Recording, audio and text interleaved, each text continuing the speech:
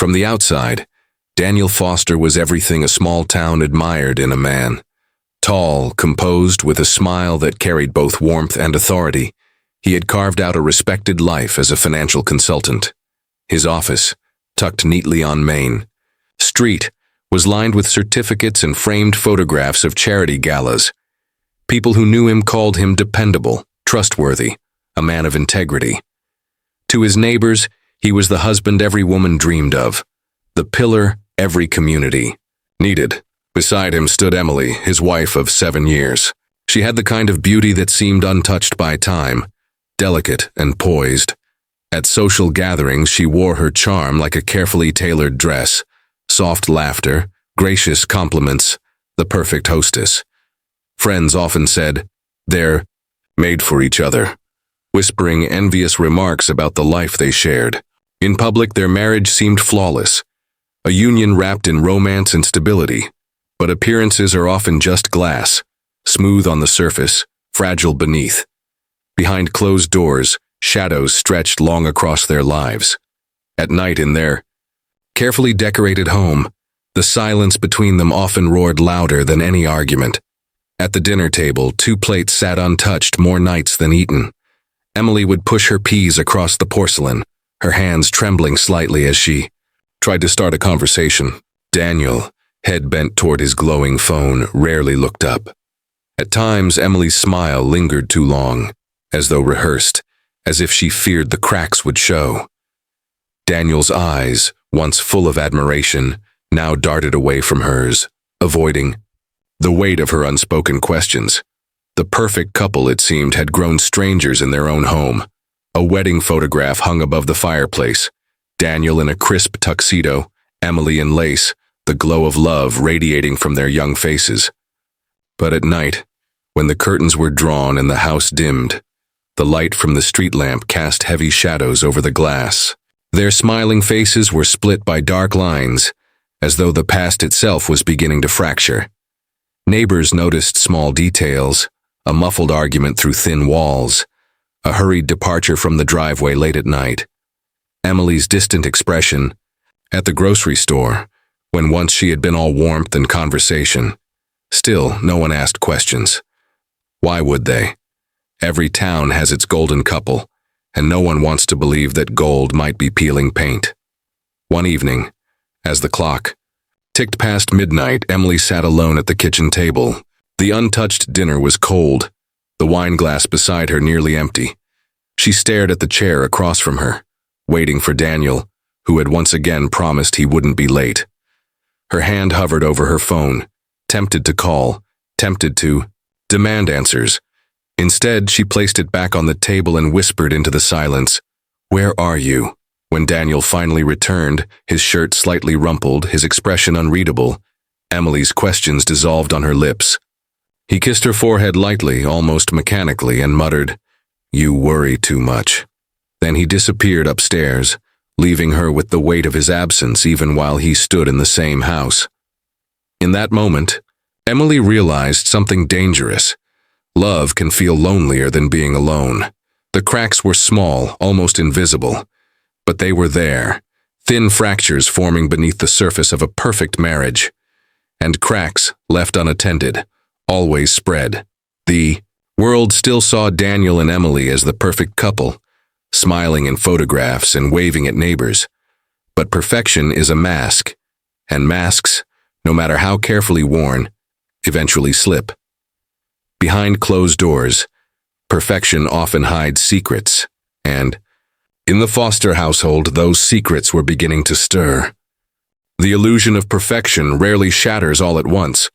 More often, it splinters quietly, a crack forming here, a fracture spreading there, until one day the glass no longer holds. For Daniel and Emily Foster, those first cracks appeared in whispers, late nights, in the fragile silences that stretched too far to be ignored. Daniel's charm, the very quality that had once drawn Emily to him, now became the source of her unease. He returned home later and later, his excuses polished but hollow. "Another client meeting," he would say, loosening his tie as though exhaustion excused everything. Emily tried to believe him, but the scent of unfamiliar perfume on his jacket and the faint lipstick stain on a collar told a different story. Money, too, became a battlefield. Daniel insisted their finances were secure, but bills began to pile, in unopened envelopes. When Emily questioned him, he waved her off. "I've got it under control. You don't need to worry about things you don't understand." His tone, calm yet cutting, left her feeling small, like a child scolded for asking too many questions. Their arguments began as sparks, flickers of frustration over dinners gone cold or promises forgotten. But sparks have a way of finding fuel. Soon those flickers turned into flames. "Why can't you just tell me the truth, Daniel?" Emily's voice shook one night, raw from holding back. His reply came sharp, rehearsed. "The truth? The truth is you're imagining problems because you're bored. Do you have any idea how hard I work for us?" The walls of their home carried those words further than they knew. In the apartment next door, an elderly neighbor paused her evening routine, turning down the volume of her television. She sat quietly, listening to the muffled shouts, the thud of something heavy hitting the floor. She never intervened. After all, it wasn't her place. But she noticed, and she remembered. Emily began to notice, too, that Daniel's charm never faltered outside their home.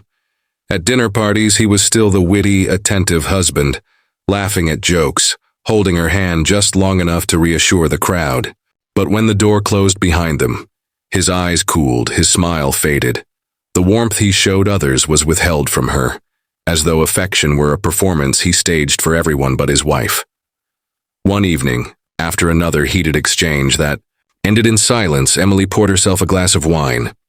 Her hand trembled as she tried to steady it, but the glass slipped from her grasp, spilling red across the kitchen floor. She watched it spread like blood seeping through a wound, staining everything it touched. She whispered to herself, "Something's wrong. Something's very wrong." Later that night, unable to sleep, Emily reached for Daniel's phone. It buzzed on the nightstand, screen lighting up the dark room in pale blue glow. Her heart pounded as she picked it up, her reflection trembling in the glass. One message caught her eye, a name she didn't recognize, words too intimate to mistake. Her breath caught. The room spun. The phone nearly slipped from her hands. Emily's eyes lingered on the glowing screen, unable to turn away from what she had just uncovered. The perfect husband, the perfect life was a lie, and the lie had just revealed itself in the palm of her hand. The glow of Daniel's phone had already shattered Emily's trust, but what she discovered in the days that followed would unravel. The life she thought she knew. The name flashing across those late-night messages belonged to someone from his past. Sophie, a woman Daniel had once been inseparable from before he ever met Emily. At first, Emily confronted him with trembling hands and a voice barely above a whisper. "Who is she, Daniel?" He didn't flinch. Instead, he laughed, a soft, dismissive chuckle that chilled her more than anger ever could. "You're imagining things again. It's work, just a colleague." But the messages said otherwise. They were intimate, coded in ways only lovers understood. When Emily pressed, Daniel's tone hardened. He leaned close, his voice calm yet menacing. "You're creating problems where there are none. You're jealous. Do you want to ruin everything we've built?" It was gaslighting at its cruelest, warping reality, twisting her doubts into accusations against her sanity. Slowly, Emily began to question herself. Maybe she was overreacting. Maybe Daniel really was working too hard and Sophie was just a harmless ghost from before. But deep inside, a voice whispered that she already knew the truth. To ground herself, Emily began writing. Late at night, she opened a leather-bound journal and poured her fears onto paper. The entries read like confessions. Every strange look, every lie, every moment when Daniel's smile didn't reach his eyes. Ink smeared as her tears fell across the pages, the words blurring. But the pain remained etched deep. One evening, after another cold dismissal, Daniel leaned over her shoulder, whispering words that froze her blood.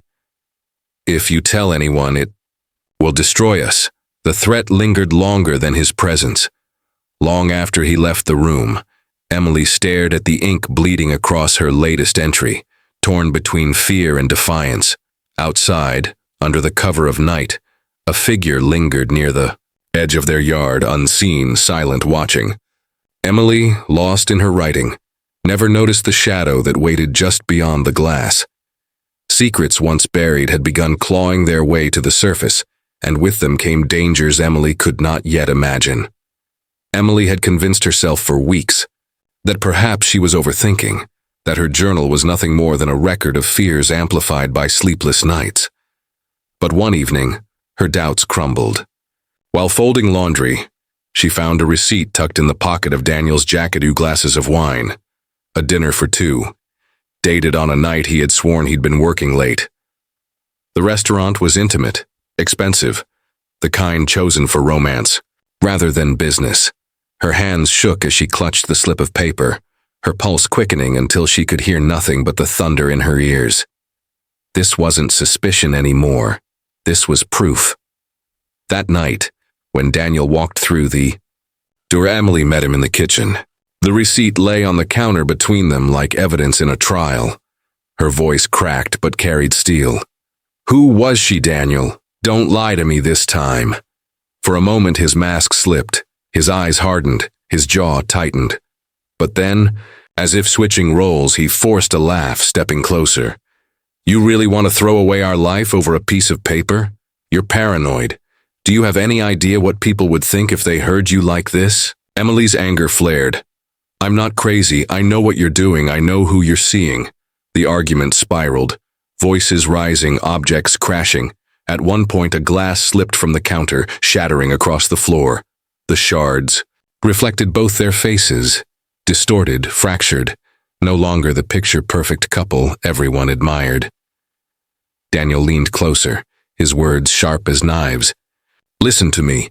If you speak of this, if you tell anyone, you'll destroy everything. Our marriage, my career, your reputation, do you understand? You'll be the one who looks pathetic, not me." It was no longer a plea. It was a threat. Emily backed away, her chest tightening. In the quiet aftermath, she reached for her phone, her thumb hovering over the screen. A message half-typed glowed in the dark. "I need to talk.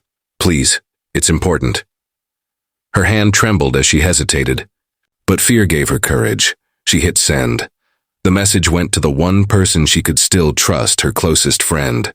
The message Emily sent pulsed on her phone screen like a lifeline cast into deep waters. Minutes later, her closest friend Claire called back. The clock read past midnight, rain tapping against the windows in slow, steady rhythms. Emily's hands shook as she lifted the receiver. Her voice was barely audible. "Claire, I don't know what to do anymore."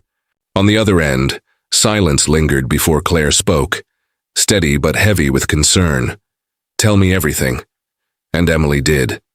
She poured out the truth in broken fragments, the messages, the lies, the threats. Each word cracked her open further, her tears sliding onto the receiver. She whispered her greatest fear. "He's not the man everyone thinks he is. I don't even know who I married." Claire's tone sharpened. "You can't stay silent. He won't let you go, Emily. Men like that, they tighten their grip the moment you try to break free." The warning hung in the air like a sentence passed. For a brief moment, Emily felt relief in the honesty of being heard, in the safety of confiding her truth. But comfort turned quickly to dread, because what Emily didn't realize, what she couldn't know, was that Daniel had heard enough. The faint creak of the stairwell, the shadow lingering just out of sight, told the rest of the story. He had returned earlier than she expected. When she hung up, the phone receiver swung slightly, a lonely pendulum under the dim kitchen light. Outside, the rain fell harder, pooling beneath a single street lamp that glowed against the darkness. In that moment, the danger shifted from suspicion to certainty. Daniel now knew the secret she had tried to keep. The phone call to Claire had been Emily's first act of rebellion, her first step toward breaking free from the cage Daniel had built around her. But freedom, she soon learned, would come at a cost. Daniel's silence after overhearing her words was more dangerous than any shouting. It lingered like smoke, suffocating and poisonous. That night, The storm outside raged as violently as the one brewing in their home. When Emily entered the bedroom, Daniel was waiting. His face, usually so carefully composed, was twisted into something she barely recognized. "You think you can drag our life through the mud?" he hissed, his voice low but sharp. "Talking to her about me?" Emily tried to steady her breath. "I had no choice. I can't keep living like this, Daniel. I can't keep pretending." His fist slammed against the dresser, rattling the framed photo of their wedding. The glass cracked, a jagged line splitting their smiling faces. The sound jolted Emily, but she stood her ground. "I want out," she whispered. "I don't care about your excuses anymore. I want out." The room erupted. He grabbed the lamp and hurled it against the wall, shards scattering across the carpet. Emily screamed, backing toward the door, but Daniel blocked her path. His voice rose, no longer restrained. "You leave, and everything we've built is gone. You'll have nothing. Do you hear me? Nothing." The neighbors later admitted they heard it all. The crash, the muffled shouting, the piercing cry that cut through the rain. But no one called the police. People rarely do when perfection is what they've always believed in. Inside the house, chaos spiraled. Emily's hands shook as she clutched her phone, but Daniel wrenched it from her grasp, tossing it across the room. "You won't ruin me," he growled. Her eyes darted toward the window, her mind racing with escape. For a fleeting second, she imagined herself walking away, packing a bag, driving off into the night, never looking back. But Daniel knew her hesitation, and he seized it. His words dripped with venomous calm. "Think about how you'll look. The poor little wife who couldn't handle her husband. Do you really want the world to see you that way?" The manipulation cut deeper than the violence. He painted her with shame, cornered her with guilt, until her voice cracked under the weight. Maybe tomorrow," she whispered. "I'll figure it out tomorrow." Daniel's rage cooled, replaced by a chilling smile. He pulled her close, almost tenderly, as though nothing had happened. "That's my girl. Sleep. You'll feel differently in the morning." But Emily didn't sleep. Hours later, when the house grew still, she sat on the edge of the bed, staring at the bloodied pillow partly hidden beneath it, the evidence of her struggle. Her reflection in the cracked mirror looked foreign, her eyes hollow, her face pale. Some point the storm outside quieted. A door creaked softly, letting in the night air. The front door, neighbors would later recall, had been left ajar, swaying gently with each gust of wind. By sunrise, Emily Foster was gone. Her car remained in the driveway. Her purse sat on the kitchen counter. But Emily herself had vanished, as if swallowed by the storm. What began as whispers in the walls had now erupted into silence so profound, it terrified everyone who heard it. And in that silence, a single truth took root. Marriages don't break overnight. They break piece by piece. Until one night, everything finally shatters. By morning, Emily Foster was gone. Her car still sat in the driveway, her purse and keys remained in their usual place, and her favorite sweater hung over the kitchen chair. It was as though she had risen from bed and simply evaporated into the night. Daniel wasted no time in reporting her disappearance. His voice on the phone to the police was calm, almost rehearsed. "My wife, she didn't come back last night. I'm worried something's happened to her." When officers arrived, they found him pacing the living room, wringing his hands, in what looked like grief. Yet his eyes, dry and calculating, told a different story. Neighbors gathered quietly on their porches, whispering about the strange scene. Some admitted later that his performance seemed too polished, as if he were playing a role written long before Emily's absence. He wept on cue, repeated phrases like, "She's everything to me." But none of his words carried weight. The case was quickly assigned to Detective Laura Mitchell, a seasoned investigator with a reputation for reading people beyond their masks. From the moment she stepped into the Foster home, she noticed details Daniel hoped no one would. The spotless kitchen, too clean for a woman said to have cooked dinner hours before. The faint crack in the bedroom mirror, not mentioned in his statement. And Daniel himself, composed, articulate, but strangely detached.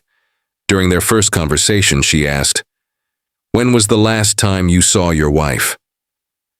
Daniel's answer came smooth and immediate. "Before bed. She said she couldn't sleep, and then she was just gone." Mitchell's instincts tightened. People grieving don't sound rehearsed. They stumble, they falter. Daniel Foster did neither. Days later, as investigators combed through the house, one officer noticed a drawer slightly misaligned in the bedroom dresser. Inside, tucked beneath folded clothes, was a leather-bound journal. Its pages were filled with Emily's handwriting, her fears, her suspicions, her loneliness. The ink was smeared, words blurred by tears, but the message was clear. Emily had been afraid of her husband. The discovery shifted the investigation from a simple missing persons case to something far darker. The discovery of Emily's journal shifted everything. What began as a missing persons report was now treated as a potential crime. Detective Laura Mitchell knew that words written in private carried more weight than any rehearsed performance, and Emily's words painted Daniel Foster not as a grieving husband, but as a man to be feared. The first cracks in Daniel's story appeared almost immediately. He told police he had been working late at the office the night Emily vanished, but when detectives checked, no employees recalled seeing him there. Security cameras showed him leaving hours earlier than he claimed. Mitchell pressed him gently. "First, you said you stayed until midnight, but the footage shows you left at 9. Where did you go?" Daniel's smile faltered, though only for a second. "I went for a drive, to clear my head. I didn't think it mattered, but it did matter. Every detail mattered, and each one began to expose the fractures in his carefully constructed facade. The pressure mounted when Sophie, his former lover, resurfaced. She came forward after seeing the missing posters plastered across town. "We'd been in touch," she admitted to detectives. "He told me he wasn't happy, that Emily didn't understand him." The revelation detonated like a bomb. Daniel's image as the devoted husband shattered in public view. Reporters swarmed, headlines twisted the narrative. "Husband's secret lover speaks out." Summoned back to the station, Daniel faced Detective Mitchell across the table of the interrogation room. Behind the one-way glass, officers observed, noting every twitch, every pause. "Why didn't you tell us about Sophie?" Mitchell asked, her voice steady. Daniel's mask slipped. He slammed his fist against the table, his voice rising in fury. "Because it's none of your business. My marriage, my personal life, it has nothing to do with Emily's disappearance." Mitchell leaned forward unshaken. "It has everything to do with it. A wife afraid of her husband, a lover waiting in the shadows, and a husband whose alibi doesn't hold up. Tell me again, Daniel, where were you that night?" His jaw clenched. Silence stretched. For the first time, the polished professional struggled to find the right words. Meanwhile, investigators returned to the Foster home, searching with fresh eyes. What they found chilled even the most seasoned officers. Near the foot of the bed, faint stains dotted the carpet. Under ultraviolet light, the truth emerged. Blood, barely visible, but enough to suggest violence had taken place. Markers were placed on the floor, each tiny dot of red now evidence in a growing case against him. Back at the station, Daniel sat in the interrogation room, his face reflected in the one-way mirror. On one side, he saw only himself, tired, angry, cornered. On the other, detectives saw the truth. A man whose mask was slipping, whose story no longer fit, whose charm was unraveling thread by thread. Mitchell slid a photograph of the bloodstains across the table.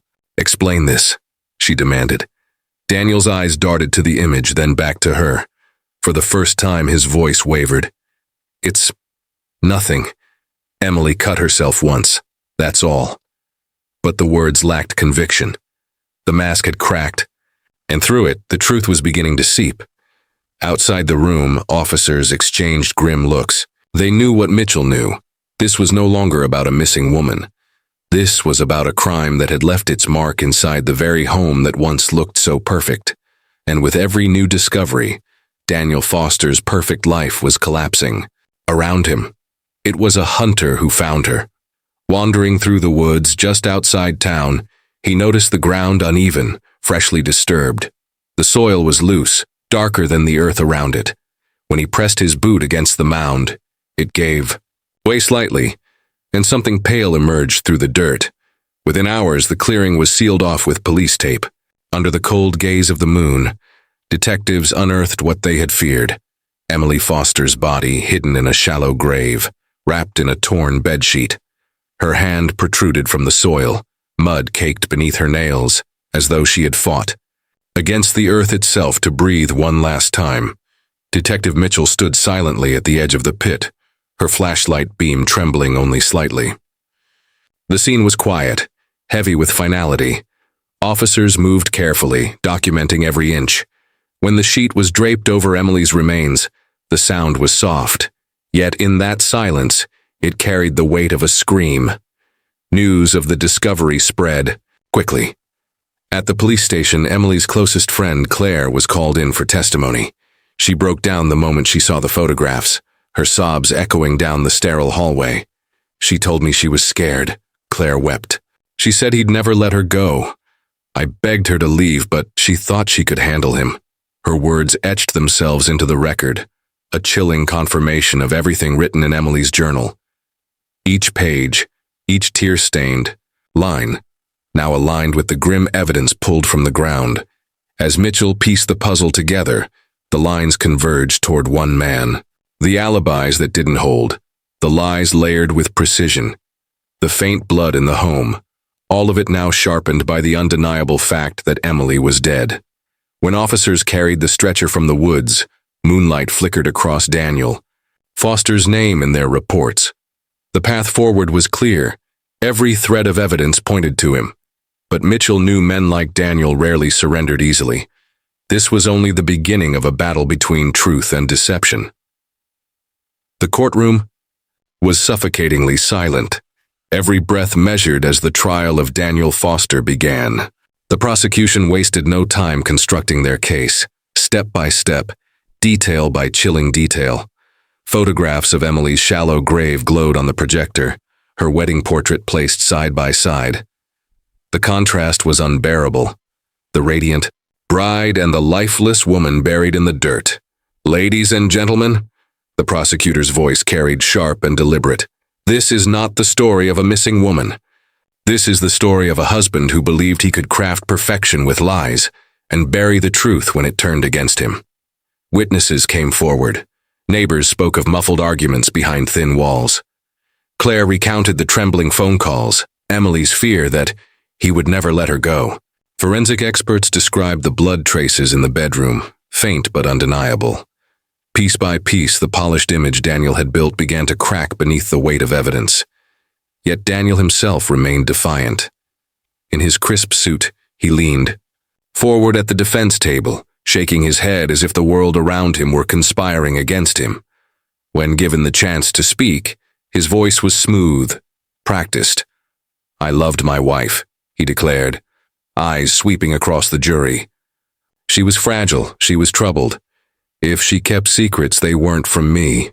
Someone else did this, someone else wanted to see us ruined."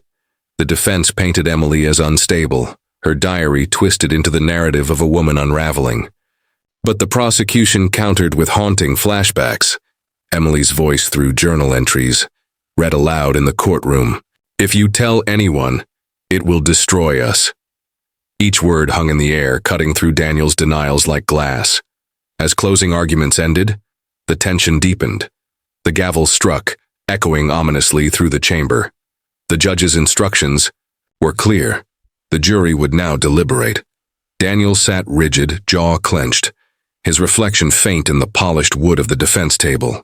Behind him, Emily's photograph remained projected, her smile frozen in light, watching over the proceedings as though demanding justice. The jury filed out, leaving the courtroom steeped in silence. The verdict and the truth were now moments away. When the jury filed back into the courtroom, the air was electric with dread. Daniel Foster sat rigid, his hands clasped tightly on the defense table, a mask of calm stretched across his face. But his eyes betrayed him, darting, calculating. searching for a way out even now. The foreman stood. "We, the jury, find the defendant guilty of murder in the first degree." The words cracked through the chamber like thunder. Gasps rose from the gallery. Claire clutched her chest, tears streaming as justice, long delayed, finally found its voice. Daniel did not flinch. He stared straight ahead, expressionless, as though the verdict belonged to someone else. But beneath the stillness, the facade crumbled. The trial had unearthed the rot beneath the polished exterior, the affairs hidden behind business trips, the gaslighting that twisted Emily's doubts into madness, the careful lies told to family and friends. Every gesture of tenderness had been a performance, every smile a shield. Perfection, the prosecutor had said in closing, was only a mask he wore, and behind it stood a man who believed he could control, deceive, and ultimately destroy. The woman who loved him. As the bailiff stepped forward, handcuffs clicked around Daniel's wrists. The sound was final, merciless. He rose without protest, his tailored suit stark against the steel that bound him. His face remained unreadable, but his silence was louder than any plea. The prison doors closed with a clang that echoed into the narrative of the town itself. The man once admired, the husband once envied, was now reduced to a cautionary tale, a reminder that evil often wears the face of charm. And yet, even as the chapter closed on his conviction, questions lingered in the shadows. Why had Emily stayed so long? Were there accomplices who helped him weave his web of lies? And what secrets lay buried deeper still, waiting to surface when no one expected? Justice had spoken, but the story of Daniel and Emily Foster remained incomplete. The mask was gone, the husband unmasked, but the darkness he left behind whispered that not all truths had yet come to light. The trial was over. The verdict had been read. Daniel Foster now lived behind bars, his name synonymous with betrayal and murder.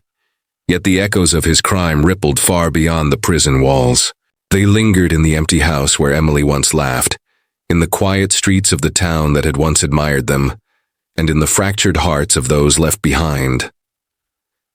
Claire visited Emily's grave every week. The headstone was simple, engraved, with a single line that seemed to sting sharper with each passing day, beloved and taken too soon. On one visit, she placed Emily's wedding ring atop the stone. The gold band caught the light briefly before shadows swallowed it whole. It was a symbol stripped of meaning, a circle broken by betrayal. Emily's parents spoke little after the trial. Her mother wandered through her daughter's childhood room, fingertips brushing along the shelves of forgotten books and fading photographs. Her father sat at the dining table each evening, staring at the chair that would forever remain empty. Dust collected on the cushion, a quiet reminder of time's cruel permanence. For the community, the Foster's story became both a warning and a wound. Neighbors who once admired the couple's perfect life now whispered in hushed tones about the arguments they had ignored, the scream heard but never reported, the mask they had all believed. Guilt clung to them as tightly as grief. Detective Harris, the man who had unraveled Daniel's lies, carried the case with him like an invisible scar. The hardest truths, he said in a later interview, aren't the ones we uncover in evidence. They're the ones people hide in plain sight, behind smiles, behind promises. Emily's diary was returned to Claire, its torn pages smeared with ink and tears, painted a chilling chronicle of a woman who had loved too deeply, hoped too fiercely, and trusted too blindly. One line scrawled near the end became a refrain for all who read it. Sometimes the person you love most is the one you should fear. As months passed, the story faded from headlines but remained etched in memory.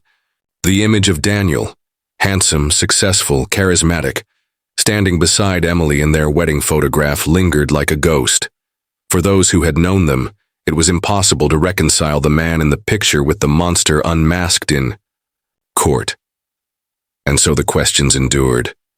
How could love transform into control?